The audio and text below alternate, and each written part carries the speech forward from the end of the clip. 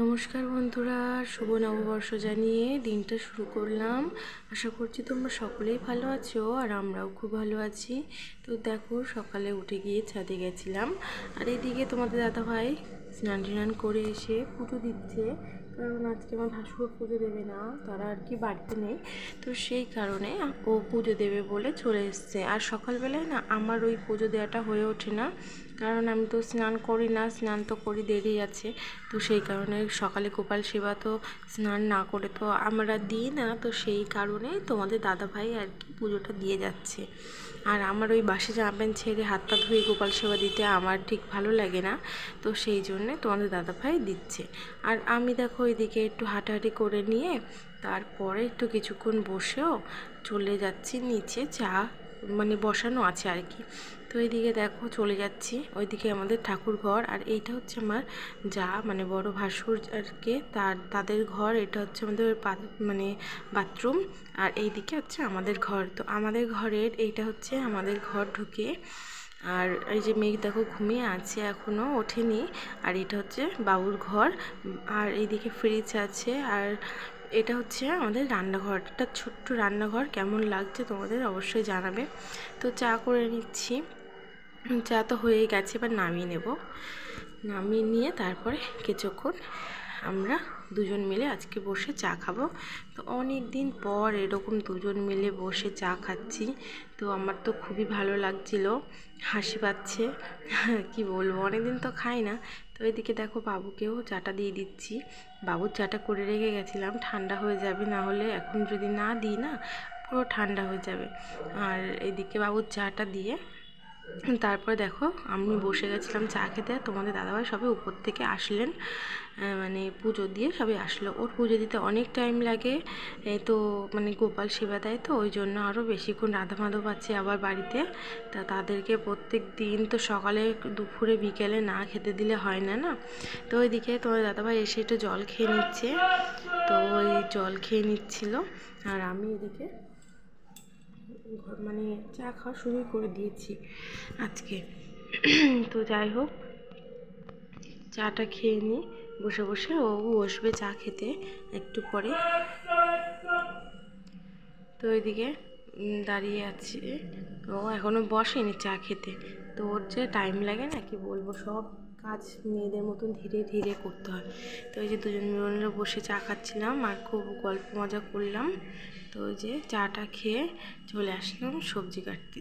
তো আজকে জানো তো ভেবেছিলাম ভেন্ডি ভাজবো, বেগুন ভাজবো, আর করবো পনিরের তরকারি। তো সেই মতনই আমি আলু টালু কেটেছি, এই তো সবজি টবজি সবই কেটেছি। তারপরে আবার ডিসিশনটা চেঞ্জ হয়ে গেল আর কি, মানে ভাবলাম যে না, আজকে তো একটু ভালো দিন, আজকে যদি এরকম নিরামিষ খাই তো সারা বছর আমাদের এরকমই খেতে হবে। তো সেই কারণে আমি ভাবলাম যে আজকে একটু মানে অন্য জিনিস বানাবো। তো যাই হোক, সেটা তোমাদের সাথে পরে শেয়ার করবো, এখন আর বলছি না। তো চলো দেখো, সকালে এই যে উনুনে 3টে রান্না বসিয়ে দিয়েছি। মেয়ের জন্য এই যে ওটসটা বানিয়ে নিচ্ছিলাম, ওর উঠে যাওয়ার টাইম হয়ে গেছে অলরেডি। তো আর এদিকে সকালে দেখো গোলা রুটি করেছি আর একটু চা করে নিচ্ছি, আর ভাত আছে। তোমাদের দাদাভাইকে ভাত কটা মাখিয়ে দেবো, ও সকালে ভাতই খেয়ে নেবে। আর আমরা এদিকে একটু গোলা রুটি আর চা খাবো। আর জানেন তো, বাবু তো আগে নিচে থাকতো, তো বাবুর শরীরটা খারাপের কারণে না বাবুকে উপরে নিয়ে আসা হয়েছে ওই ঘরটাতে। আর ওই ঘরটা আগে ফাঁকাই ছিল, ওই যখন কেউ লোকজন বাড়িতে আসতো তখন ওখানে থাকতো আর কি। আর এখন বাবু থাকে, এখন লোকজন যে আসে, বাবুর নিচের ঘরটা আছে আর আমাদেরও একটা নিচে ঘর আছে, তো সেই দুটো ঘর ফাঁকাই থাকে সব সময়ের জন্য। আর জানো তো, খুব ইঁদুরের বাসা বেঁধেছে, মানে ঝাড়টা দিই তাই কি, দোকান আছে না, তো দোকানের জন্য না ইঁদুর প্রচণ্ড পরিমাণে ইঁদুর আসছে। কি বলবো, কিচ্ছু করার নেই, ইঁদুর মারতেও পারবো না। কারণ ইঁদুর মারলে নাকি দোকানের ক্ষতি হয়, তো সেই কারণে না আমরা ইঁদুর কখনো মারি না, ও তো মারি না। আর আমি দু একটাই যদি আমাদের উপরে চলে আসে না, ওই তখন একটু মেরে ফেলি আর কি। তাও মেরে ফেলি কি বলো তো, ওই আঠা আছে, ওই আঠা পেতে রাখলে ওতে পড়বে, আর পড়লে মরে না, ওটাকে ছাড়িয়ে ফেলে দিলে ও আপন ইচ্ছে মানে হয়তো 2 দিন 3 দিন পরে গিয়ে মরে, বা সেই দিন মরে ঠিক আমি জানি না, কিন্তু তখন তো মরে না। তো ওই মারতে নেই, ওই জন্য আর কি মারি না আমরা। তো ওই যে দেখো রুটিও হয়ে গেছে। আর এদিকে দেখো মেয়ে কালকে দাদুকে বলেছে আঙুর খাবো, দাদু আঙুর ফল কই, আঙুর ফল দাও, মানে ফোনে যেসব ভিডিও দেখে, আর ভিডিও দেখে দেখে ওর খেতে ইচ্ছে করে। তো সেই জন্য বাবা আজকে বাজারে গিয়ে শুধু আঙুর ফল নিয়ে এসেছে। আজকে তো নিরামিষ, আজকে তো আর কিছু আনবো না, কোনো মাছ মাংস খাবো না, তো সেই কারণে বাবু গিয়ে ওই কটা আঙুর ফল যে নিয়ে এসেছে। আর ওই পনির টনির আরেকজনকে দিয়ে নিয়ে এসেছি। বাবা আমাকে বলে যায়নি বাজারে, যে আমি বাজারে যাচ্ছি, তাহলে তো ওনাকেই আমি বলে দিতাম যে বাবা এই আনবা, তো একটু দই মিষ্টি আর একটু পনির রান্না করিয়েছিলাম। তো দেখো পনির আজকে কি রান্না করি দেখো। তো এই যে পনিরগুলো তো ভেজে তুলে রাখলাম, হালকা করে ভেজেছি, বেশি লাল লাল করিনি, এটা হবে একদম সাদা সাদা করে রান্না আর কি, দুধ পনির যাকে বলে। তো দেখো আমি না আলুটা কেটে ফেলেছিলাম, ওই জন্য ভাবলাম যে আলু দিয়ে দিই একটু, তো আমাদের খেতে সুবিধা হবে। এটা অনুষ্ঠান বাড়ি হলে নয় মানা যেত, অন্যরকম ব্যাপার হতো যে না আলু দেওয়া যাবে না, তো ঘরোয়া তো একটু ভাবলাম যে না আমরা আলু দিয়েই খাই, তো কেমন লাগে। তো খুবই ভালো হয়েছিল, তোমরা একটু রান্না করে দেখতে পারো। তো এই যে গোটা গরম মশলা টশলা সব দিয়ে দিয়েছি, জিরে দেওয়া যাবে না, এতে ফোড়ন, তো গোটা গরম মশলা ফোড়ন দিয়ে, আর দেখো পেস্ট করে রেখেছিলাম একটু কাজু বাদাম, তারপরে পোস্ত, আর হচ্ছে টমেটো, একটু আদা, এই দিয়েই আর কি পেস্টটা করে নিয়েছিলাম। তো এই মশলায় ওই জিরে ধনে এসব চলবে না, হলুদ চলবে না, তো সেই কারণে এইভাবে দেখো পেস্টটা করে নিয়েছি। পেস্ট করে এই যে তেলের ভিতরে দিয়ে দিয়েছি, তো বেশ টকটক ঝাল ঝাল মিষ্টি মিষ্টি, আমি লঙ্কাও দিয়েছি, 3টে লঙ্কা দিয়ে দিয়েছি এর ভিতরে, পেস্টের মধ্যে দিয়ে দিয়েছি। আর এই যে দেখো এবার একটু মশলা দিয়ে দিলাম, লবণ দিয়েছি, হলুদ তো দেবো না, আর দেবো কাশ্মীরি লঙ্কার গুঁড়ো, মানে একটু লালচে লালচে কালারটা হবে, তো সেই কারণে।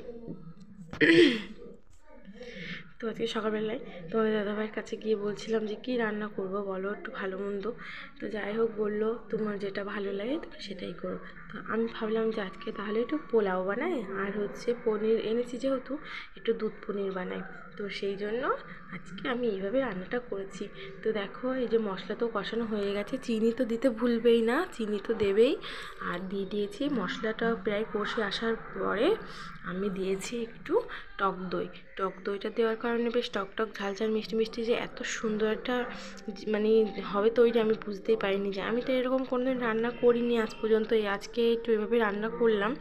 চিলি চিকেন করেছি, কিন্তু মানে এটা কি বলবো, চিলি পনির না দুধ পনির, যাই হোক একটা হলো যাই হোক, কিন্তু এটা দুধ দিয়েই তো করেছি, তাই জন্য বলবো দুধ পনিরই।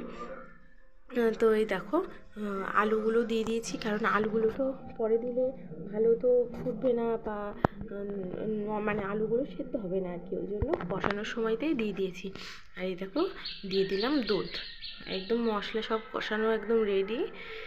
এবার দিয়ে দিয়েছি দুধ, তো দুধ আরও একটু দিতে হবে, তো দুধ দিয়ে ভালো করে গ্রেভিটাকে আর কি ফুটিয়ে নেবো। গ্রেভিটা কিন্তু একদম পাতলা হবে না, একটু মাখা মাখা হবে গ্রেভিটা, তো আমি পাতলা করে দিয়েছি জল, যাতে একটুখানি টাইম ফুটবে, ফুটার পরে তখন ওই গ্রেভিটা যখন শুকিয়ে আসবে তখন দিয়ে দেবো পনিরটা, কারণ এই আলুটা তো গলানোর দরকার না, আলুটা যে দিয়েছি আলুটা না গলালে তো হবে না, নাহলে তো শুধু ওই আলু মানে ফেলে দিতে হবে, খাওয়া যাবে না। তো সেই জন্য আগে আলুগুলো ভালো করে গলিয়ে নিয়ে তারপরে লাস্টে দেবো পনিরটা। তো পনিরটা দিয়ে না বেশিক্ষণ আমি জাল করব না, কারণ পনিরটা তাহলে শক্ত হয়ে যাবে, আর জলের মধ্যে যেহেতু আমি ভিজিয়ে রেখেছি, আশা করছি পনিরটা মানে আর কি শক্ত হবে না। আর ওইভাবে করে দেখবে তো খুবই ভালো হবে। পনিরটা যদি ভেজে তোমরা জলের মধ্যে রেখে দাও, তো আশা করছি পনির কখনোই শক্ত হবে না, সব সময় নরম থাকবে। তো ছোটো ছোটো করে কেটেছিলাম পনিরগুলো, যাতে ভিতরে আর কি তেল মশলা ঝাল সবই ঢোকে পরিমাণ মতো, নাহলে পনিরটা তো একদম মানে ছানা তো ভালো লাগে না আর কি। কি না, আমার যেরকম হোক না কেন পনির খুব ভালো লাগে। আর এখানকার পনিরটা আমার অতটা ভালো লাগে না। আমার আমি আমার মানে বাপের বাড়ি গিয়ে ওখানকার গ্রামের দিকে তো ওই জায়গায় খাঁটি দুধের পনির কি টেস্টি বলো না। আর এই দিকের পনির অন্যরকম, ওই দিকের পনির অন্যরকম। তো যাই হোক, সবই মিলিয়ে চলতে হবে।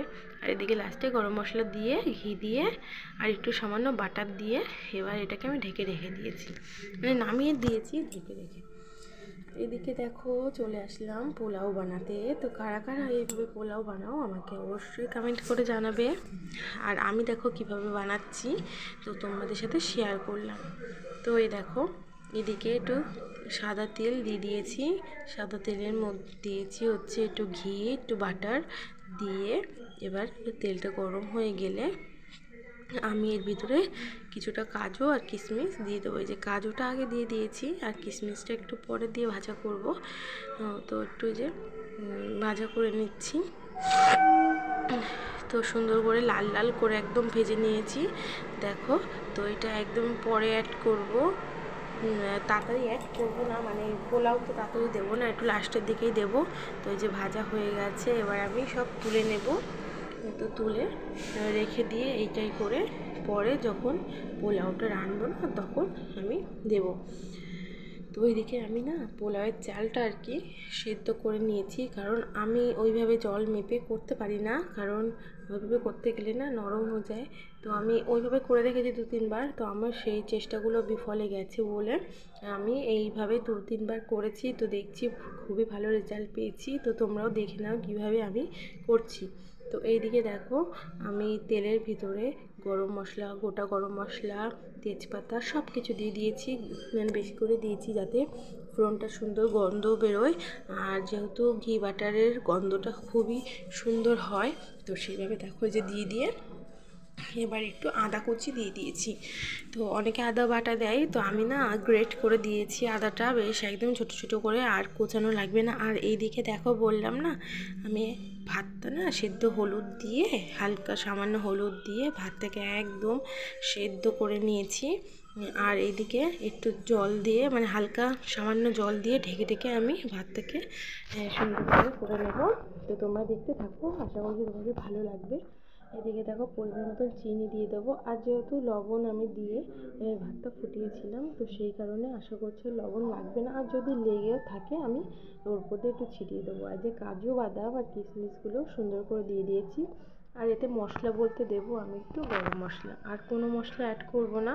অনেকে তো অনেক মশলা টশলা দিয়ে করে পোলাও। আর সামান্য চিনি দিয়েছি, আমাদের বাড়ি যেহেতু বেশি মিষ্টি খাওয়া মানে কেউই পছন্দ করে না, তো সেই কারণে না মিষ্টিটা একদম সামান্য, মানে পোলাও যেহেতু না দিলে হয় না, তো সেই কারণে দিয়েছি। ভাবছিলাম আজকে আমি রাইস করব, তা ভাবলাম রাইস করব কি দিয়ে, রাইস করার জিনিসই তো নেই, গাজর বিনস সবই তো লাগে, তো ওগুলো তো আর নেই, মানে চটজলদি পাওয়া যায় না। আর দোকানে যেহেতু আমাদের সবসময় এগুলো থাকে, তো সেই কারণে ভাবলাম যে না তাহলে আজকে পোলাওই বানাই।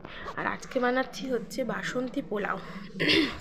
অন্যদিন তো গোবিন্দভোগ চাল দিয়ে পোলাও বানাই, তো আজকে বানিয়েছি আমি বাসন্তী পোলাও, ওই বিরিয়ানির চাল দিয়ে পোলাও। তো দেখো একটু বাটার দিয়ে দিয়েছি, ঘি দিয়ে দিয়েছি, সব দিয়ে গরম মশলা দিয়ে এবার আমি এটাকে নাড়িয়ে চাড়িয়ে নিয়ে এবার ঢেকে রেখে দেবো। কড়াইতে করেই রাখবো যাতে খাওয়ার আগে না আর একবার একটু হালকা গরম করে নিতে পারি, তো খুব ভালো হয়। গরম করে নিলে বেশ গরম গরমটা খাবো, খুবই সুন্দর হবে। তো সেই কারণে আমি এইভাবে এটা ঢেকে রেখে দিয়ে দিয়েছি। আর এখন গ্যাসটা তো ক্লিন করব না, গ্যাসটা পরে ক্লিন করব, গরম গ্যাস ক্লিন করা এখন যাবে না। আর এদিকে দেখো আমি ঘরটাকে আবার মুছে নিচ্ছি।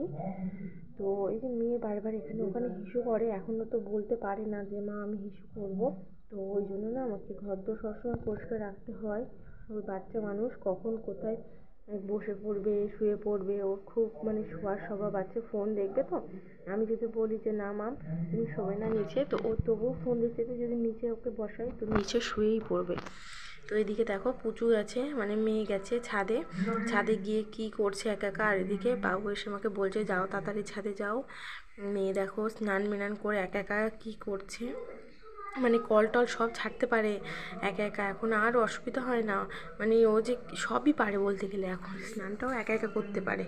তো যেয়ে দেখি তো মেয়ে পুরো ভিজে এক একার জামা প্যান্ট ভিজিয়ে নিয়ে মেয়ে দেখছি খেলছে। তাহলে বলো কি পদ। আগের দিনও ওরকম করেছে, তো ওর বম্মা ছিল ছাদে, ওর বম্মা না স্নান করে দিয়েছিল। আর আজকে আমি এবার গিয়ে তাই ওকে স্নান করালাম। তারপরে কিছুক্ষণ জলের মধ্যে রেখে তুলে দিয়েছি, কারণ বেশি জলের মধ্যে থাকলে তো ঠান্ডা লেগে যাবে না। ওয়েদারটা তো অতটাও ভালো না, এখনও সেরকম গরমও পড়েনি, আবার সেরকম কিন্তু। তো এদিকে দেখো আমি বারান্দাটাকে মুছে নিলাম একবার। তো এগুলো সবই মোছা হয়ে গেছিলো সকালে, তো আর একবার করে মুছে নিচ্ছি। তো এই নেতাটাকে আবার ধুয়ে নেবো এখান থেকেই, বাথরুমের থেকে, কারণ আমার তো এই জায়গাটাতেই ধুই, আমার আর অন্য কোনো জায়গা নেই ধোয়ার। আর এবার চলে যাব আমি রান্নাঘরে। তো রান্নাঘরে গিয়ে গ্যাসটাকে ক্লিন করে নেবো আগে। এখন গ্যাসটা ঠান্ডা হয়ে গেছে পুরোটাই, তো ভাবলাম গ্যাসটাকে মুছে নিয়ে তারপরে আমি যাব স্নান করতে। তো দেখো আগে স্কচব্রাইট দিয়ে বাসন আর সাবান দিয়ে একটু ভালো করে মুছে নিচ্ছিলাম আর কি, ওই হালকা হাতে একটু মেজে নিচ্ছি। এইভাবে করলে গ্যাসটা খুব সুন্দর পরিষ্কার থাকে। তো দেখো মুছে নিয়ে এবার একটা ন্যাকড়া দিয়ে, এটা দিয়ে আমি গ্যাস আর এই গ্যাসের এরিয়াটা সব মুছি, এই পাথর টাথরগুলো সবই মুছি আর কি এটা দিয়ে। আবার এটা কিছুদিন পরে ধরো নোংরা হয়ে গেল, তখন আমি আবার এটাকে সার্ফে জল দিয়ে ফুটিয়ে দিলে না পুরো পরিষ্কার হয়ে যায়। তো এই যে গ্যাসটা মুছে নিলাম, এবার স্নান টান করে তারপরে আবার আসছি ভিডিওতে। তো এইদিকে দেখো এবার আমি স্নান টান করে চলে এসে ভাত টাত সব গুছিয়ে নিয়েছি আমাদের 3 দিনের জন্য। এই যে ভাত গুছিয়ে নিয়েছি। তো এই যে আছে দই মিষ্টি আর পোলাও, তার সাথে